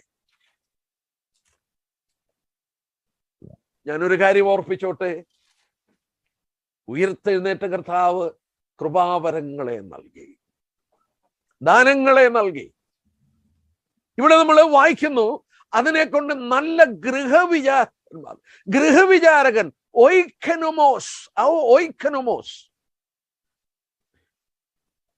ആ വാക്കിന്റെ അർത്ഥം ഗ്രീക്കിൽ 2 വാക്കാണ്. ഓയ്ക്കോസ് എന്ന് പറഞ്ഞാൽ വീടും, നോമോസ് എന്ന് പറഞ്ഞാൽ മാനേജറും. അപ്പോൾ ദൈവം തന്ന കഴിവുകൾ, കൃപാവരങ്ങൾ കൊണ്ട് നല്ല ഗൃഹത്തിന്റെ മാനേജരായിരിക്കണം. 1-ാമത്തെ ദൃഷ്ടാന്തം ഏലിയാസാറാണ്. ദമ്മേശേക്കുകാരനായ എന്റെ ഗൃഹവിചാരകനായ ഏലിയാസാർ. അബ്രഹാം പറയുന്നുണ്ട്. അവിടെ നമുക്ക് പഠിക്കാൻ കഴിയും. ഉൽപ്പത്തി 39:3-6 വരെയുള്ള വാക്യം. ഒരു യജമാനൻ ഗൃഹവിചാരകന്റെ കയ്യിൽ സകലവും കൊടുത്തിരിക്കുകയാണ്. അവന് വേണ്ടി വ്യായം ചെയ്യാൻ, അവന്റെ വീട്ടിൽ സാധനം മേടിക്കാൻ എല്ലാം ഏൽപ്പിച്ചിരിക്കുകയാണ് ഗൃഹവിചാരകൻ. 2, യോസേഫ് പൊത്തിപ്പറിന്റെ വീട്ടിലെ ഗൃഹവിചാരകനായിരുന്നു. എല്ലാം യോസേഫിന്റെ കയ്യിൽ ഏൽപ്പിച്ചിരിക്കുകയായിരുന്നു. നമ്മൾ വീണ്ടും നോക്കുക, ഉൽപ്പത്തി 43:19 വരുമ്പോൾ യോസേഫ് ഫറവോന്റെ മന്ത്രിയായി. പക്ഷെ യോസേഫിനൊരു ഗൃഹവിചാരകനുണ്ടായി. നമ്മൾ ഓർക്കണം, ഗൃഹവിചാരകന്മാരിൽ അന്വേഷിക്കുന്നത് അവർ വിശ്വസ്തന്മാരായിരിക്കണം. ദൈവമർമ്മങ്ങളുടെ ഗൃഹവിചാരകന്മാരിൽ അന്വേഷിക്കുന്നതോ അവർ വിശ്വസ്തരായിരിക്കണം. നമ്മളെ കർത്താവിനോട് വിശ്വസ്തന്മാരായിരിക്കണം. നമ്മളെ ഏൽപ്പിച്ചതിൽ വിശ്വസ്തരായിരിക്കണം. അത് പരിശോധിക്കുന്ന ദിവസം, നമ്മളെ വെളിപ്പെടുത്തുക മാത്രമല്ല, അത് മുഴുവൻ വെളിപ്പെടുത്തുന്ന ഒരു ദിവസം. ഇനിയും ഒരു കാര്യം കൂടി ഞാനൊന്ന് വെളിപ്പെടുത്തിക്കോട്ടെ. 2 കൊരിന്ത്യർ 5:10 ശരീരത്തിൽ ഇരിക്കുമ്പോൾ ചെയ്തത് നല്ലതാണോ തീയതാണോ? ഒരുപക്ഷെ ഏറ്റവും തെറ്റിദ്ധരിക്കപ്പെട്ട ഒരു വാക്കാണ് ആ വാക്ക്. നിങ്ങൾക്കറിയാം, എനിക്കറിയാം, ഗ്രീക്ക് ലാംഗ്വേജിലാണ് പുതിയ നിയമം എഴുതിയത്. ഗ്രീക്ക് ലാംഗ്വേജിൽ ഗ്രീക്ക് ഇംഗ്ലീഷ് പഠനത്തിന് വേണ്ടി ധാരാളം ബുക്കുകളും കമന്ററികളും അതുപോലെയുള്ള പുസ്തകങ്ങൾ ലഭ്യമാണ്. എൻ്റെ കയ്യിൽ ഒരുപാട് ബുക്കുകൾ. കീ സ്റ്റഡി ബൈബിളൊക്കെ വളരെ ഹെൽപ്ഫുൾ ആണ്. ആ ഭാഗം എടുത്തു നോക്കിയാൽ നല്ലത് തീയത്, പരിശോധന നല്ലതാണോ തീയതാണോ എന്ന്. എന്താ അതിൻ്റെ അർത്ഥം? പലരും തെറ്റിദ്ധരിച്ചിട്ടുണ്ട്, പാപമാണോ വിശുദ്ധിയാണോ എന്ന് പരിശോധിക്കുക. അങ്ങനെ ഒരു അർത്ഥം അവിടെ ഇല്ല. പിന്നെന്താ അവിടുത്തെ അർത്ഥം? തീയത്, ബാഡ് എന്നുള്ളതിന് അവിടെ ഉപയോഗിച്ചിരിക്കുന്ന പ്രത്യേക പദം ഫോളോസ് എന്ന പദമാണ്. പാപത്തിന് ഉപയോഗിച്ചത് കാക്കോസ് എന്നോ ഫനീറോസ് എന്നോ. ആ വാക്ക് അവിടെ ഉപയോഗിച്ചില്ല പൗലോസ് ഉപയോഗിച്ചത് ഫോളോസ്. ഫോളോസ് എന്ന വാക്ക് ഗ്രീക്ക് ഹീബ്രു സ്റ്റഡി ബൈബിളിൽ നിങ്ങൾ എടുത്താൽ അവിടെ എഴുതിയിട്ടുണ്ട് someone or something good for nothing, from which nothing good can come out. Worthless. കൊള്ളത്തില്ല, അവനെ കൊള്ളത്തില്ല, ഒരു പ്രയോജനവുമില്ല. ഗുഡ് എന്നുള്ളത് അഗാത്തോസ്, പ്രോഫിറ്റബിൾ, കൊള്ളാം. എന്റെ ജീവിതം കഴിഞ്ഞ്, നിങ്ങളുടെ ജീവിതം കഴിഞ്ഞ് കർത്താവിന്റെ അടുക്കൽ ചെല്ലുമ്പോൾ പരിശോധന നടക്കുന്നത് was it profitable or unprofitable. ഞാൻ ഒരു കാര്യം വായിച്ചത് ഇന്നും മറക്കാതെ എൻ്റെ മനസ്സിൽ നിൽപ്പുണ്ട്. ഞാനൊന്ന് പറഞ്ഞോട്ടെ, അത് ഒരു അർത്ഥം മനസ്സിലാക്കാൻ സാധിക്കും. എന്നെ കേൾക്കുന്ന എല്ലാവരും ഒന്ന് ശ്രദ്ധിക്കുക. ഒരു പാസ്റ്റർ ഇരുന്നു കൊണ്ട് അദ്ദേഹത്തിന്റെ സഭയിലെ ഓരോരുത്തരുടെ പേരിങ്ങനെ എഴുതിക്കൊണ്ടിരിക്കുക. അപ്പോൾ അടുത്തൊരു സഹോദരൻ നോക്കി നിൽക്കുക. അപ്പൊ പുള്ളി നോക്കിയപ്പോൾ മിക്ക പേരിന്റെയും അപ്പുറത്ത് FBPO എന്ന് എഴുതിയിട്ടുണ്ട്. ഏറിയ പങ്ക് സഭാംഗങ്ങളുടെയും പേരിന്റെ അപ്പുറത്ത് FBPO. അപ്പോൾ ഇയാളെ കുറെ നേരം നോക്കി നിന്നിട്ട് ഈ സഹോദരൻ പാസ്റ്ററോട് ചോദിച്ചു, പാസ്റ്റർ, മിക്ക പേരിന്റെ അപ്പുറത്ത് FBPO എന്ന് ഇട്ടിട്ടുണ്ട്, എന്താ അതിന്റെ അർത്ഥം എന്ന് ചോദിച്ചു. പാസ്റ്റർ പറഞ്ഞ മറുപടി രസകരമാണ്. FBPO എന്നുള്ളതിന്റെ full form for burial purpose only. അർത്ഥം മനസ്സിലായോ? സഭയിലുണ്ട്, പക്ഷെങ്കിൽ it's only for burial purpose. ദൈവസഭയ്ക്ക് പ്രയോജനമില്ല, അവന്റെ ജീവിതം കൊണ്ട് ഒരു ഗുണവുമില്ല, അവൻ രക്ഷിക്കപ്പെട്ടവനാണ്. സഭയുടെ ആകെ ശുശ്രൂഷ it is only for burial purpose. ഞാനൊരു ഇങ്ങനെ പറയാറുണ്ട്, മെനി ആർ ടൂറിസ്റ്റ് ബിലീവേഴ്സ്. ഞായറാഴ്ച വരും, പിന്നെ പോകും, കാണത്തില്ല, ടൂറിസ്റ്റുകൾ വരുന്ന പോലെ. That was not the commitment of first century believers. ഞാൻ നിർത്തട്ടെ. പരിശോധന, ജീവിതം ദൈവത്തിന് പ്രോഫിറ്റബിൾ ആയിരുന്നോ അതോ അൺപ്രോഫിറ്റബിൾ ആയിരുന്നോ? സഹോദരന്മാരെ, എൻ്റെ ജീവിതം, നിങ്ങളുടെ ജീവിതം ഒരു ജീവിതമേ ഉള്ളൂ. പക്ഷേ ഒരു കാര്യം ഞാൻ ഓർപ്പിക്കാം. മലാക്കിയുടെ പുസ്തകം 3-ാം അധ്യായത്തിന്റെ 18-ാം വാക്യത്തിൽ രേഖപ്പെടുത്തിയിട്ടുണ്ട്. ആ മലാക്കിയുടെ പുസ്തകത്തിന്റെ ആ വാക്യത്തിനൊരു പശ്ചാത്തലമുണ്ട്. ഒരു കൂട്ടം ഭക്തന്മാർ കർത്താവിനെ സേവിക്കുകയും ഉപവസിക്കുകയും കറുപ്പുടുക്കുകയും അവരെ ദുഃഖിക്കുകയൊക്കെ ചെയ്തുകൊണ്ട് കിടന്നപ്പോൾ ദുഷ്ടന്മാർ വളരെ സുഖം അനുഭവിക്കുക. അപ്പോൾ ഇങ്ങനെ കറുപ്പുടുത്ത് നടന്നവർ ഉപസിച്ചവർക്കും ഒരു ചിന്താഗതി. അന്ന് കർത്താവ് അവരോട് പറയുകയാണ്. എന്താ കർത്താവ് പറയുന്നത്? ഞാൻ ഉണ്ടാക്കാനുള്ള ഒരു ദിവസമുണ്ട്. ആ 3-ാം അധ്യായം ഒന്ന് വായിച്ചു നോക്കണം. ഞാൻ ഉണ്ടാക്കാനുള്ള ദിവസം. അന്ന് നോക്കുക, പറയുകയാണ്. അതിന്റെ 18-ാം വാക്യം, മലാക്കി 3:18 പറയുന്നത് എന്താ? അപ്പോൾ നിങ്ങൾ നീതിമാനും ദുഷ്ടനും തമ്മിലും ദൈവത്തെ സേവിക്കുന്നവനും സേവിക്കാത്തവനും തമ്മിലുള്ള വ്യത്യാസം വീണ്ടും കാണും. Praise the Lord. You are going to see a difference in eternity. നിത്യതയിൽ, പുനരുത്ഥാന ശേഷം, നിത്യതയിൽ, മരണശേഷം, you are going to see a difference. All are not going to be same. It is not a place of socialism. അല്ല, അത് socialism അല്ല. ദൈവം നീതിമാനാണ്, ന്യായമായി വിധിക്കുന്നവനാണ്. കർത്താവിന് വേണ്ടി ഒന്നും ചെയ്യാതെ വിശുദ്ധ ജീവിതമൊക്കെ നയിച്ചു, ശരിയാണ്. യാതൊരു പ്രയോജനമില്ലാതെ ജീവിച്ചിട്ട് ആ ക്രിസ്തുവിന് ന്യായാസനത്തിന് മുമ്പിൽ വിശുദ്ധന്റെ പരിശോധന, whether it was profitable or unprofitable, രണ്ടുപേരെയും കൂടെ ഒരുപോലെ ആ പ്രതിഫലം കൊടുത്ത് ആദരിക്കുന്നത് ദൈവനീതിക്ക് ചേരുന്നതല്ല. അതുകൊണ്ടാണ് ഇവിടെ രേഖപ്പെടുത്തിയത്, അന്ന് നിങ്ങൾ ഒരു വ്യത്യാസം കാണും. ദൈവത്തെ സേവിച്ചവനും സേവിക്കാത്തവനും തമ്മിലുള്ള ഒരു വ്യത്യാസം. സോന്മാരെ, വളരെ വ്യക്തമായിട്ടത് മനസ്സിലാക്കേണ്ടത് ആവശ്യമാണ്. നമ്മുടെ സ്ഥാനങ്ങൾക്കും ഒക്കെ വ്യത്യാസമുണ്ട്. ഒറ്റവാക്യം വായിച്ച് അവിടെ വിട്ടേക്കാം. മത്തായി സുവിശേഷം 5-ാം അധ്യായം നോക്കിയാട്ടെ. സ്വർഗം സോഷ്യലിസം അല്ല എന്ന് പറഞ്ഞത് കർത്താവാണ്. 5-ാം അധ്യായം മത്തായി സുവിശേഷം 5-ാം അധ്യായത്തിന്റെ 19-ാം വാക്യം വായിച്ച് നോക്കിയാട്ടെ. ആകയാൽ ഈ ഏറ്റവും ചെറിയ കൽപ്പനകളിൽ ഒന്ന് അഴിക്കുകയും മനുഷ്യരെ അങ്ങനെ പഠിപ്പിക്കുകയും ചെയ്യുന്നവൻ സ്വർഗരാജ്യത്തിൽ ഏറ്റവും ചെറിയവൻ എന്ന് വിളിക്കപ്പെടും. അവയെ ആചരിക്കുകയും പഠിപ്പിക്കുകയും ചെയ്യുന്നവനോ സ്വർഗരാജ്യത്തിൽ വലിയവൻ എന്ന് വിളിക്കപ്പെടും. അപ്പോൾ ഒരു കാര്യം തീർച്ചയാണ്, സ്വർഗത്തിൽ ചെറിയവനുണ്ട്, സ്വർഗത്തിൽ വലിയവനുണ്ട്. സിസ്റ്ററെ, ഒരു വാക്യം കൂടെ 18-ന്റെ 4 വായിച്ചാട്ടെ. സ്വർഗത്തിൽ ചെറിയവനുണ്ട്, സ്വർഗത്തിൽ വലിയവനുണ്ട്. മത്തായി 18-ന്റെ 4 വായിച്ചു നോക്കി. ആകയാൽ ഈ ശിശുവിനെ പോലെ തന്നെത്താൻ താഴ്ത്തുന്നവൻ സ്വർഗരാജ്യത്തിൽ ഏറ്റവും വലിയവനാകുന്നു. സ്വർഗരാജ്യത്തിൽ ഏറ്റവും വലിയവൻ. ദൈവത്തെ സേവിച്ചവനും സേവിക്കാത്തവനും തമ്മിൽ വ്യത്യാസം. മറ്റൊരു കാര്യം കൂടി ഞാൻ പറഞ്ഞോട്ടെ. നമ്മളെല്ലാം തേജസ്കരിക്കപ്പെടാൻ പോവുകയാണ്. പക്ഷേ തേജസ്സിൽ വ്യത്യാസമുണ്ട്. 1 കൊരിന്ത്യർ 15:41 സൂര്യന്റെ തേജസ് വേറെ, ചന്ദ്രന്റെ തേജസ് വേറെ, നക്ഷത്രങ്ങളുടെ തേജസ് വേറെ. നക്ഷത്രവും തമ്മിൽ തേജസ്സിൽ വ്യത്യാസമുണ്ട്. മരിച്ചവരുടെ പുനരുദ്ധാനവും തന്നെ. മരണാനന്തര ജീവിതത്തെ കുറിച്ച് പഠിക്കുകയാണ് എന്റെ സഹോദരന്മാരെ. മരണാനന്തര ജീവിതത്തിൽ നമ്മളെല്ലാവരും തേജസ്കരിക്കപ്പെട്ട ശരീരത്തിൽ ഉയർക്കുമെങ്കിലും വിശുദ്ധ പൗലോസ് രേഖപ്പെടുത്തുകയാണ്, നക്ഷത്രവും തമ്മിൽ തേജസ്സിൽ വ്യത്യാസമുണ്ട്. മരിച്ചവരുടെ പുനരുദ്ധാനം അതുപോലെയാണ്. യെസ്, ദാനിയേൽ 12:3 ദൈവം ദാനിയേലിനോട് എന്താ പറഞ്ഞത്? ബുദ്ധിമാന്മാർ ആകാശമണ്ഡലത്തിലെ പ്രഭ പോലെയും പലരെയും നീതിയിലേക്ക് തിരിക്കുന്ന നക്ഷത്രങ്ങളെ പോലെ ശോഭിക്കും. ഞാൻ നിർത്തുകയാണ്. നിങ്ങൾ അപ്പോൾ ദൈവത്തെ സേവിച്ചവനും സേവിക്കാത്തവനും തമ്മിൽ വ്യത്യാസം കാണും.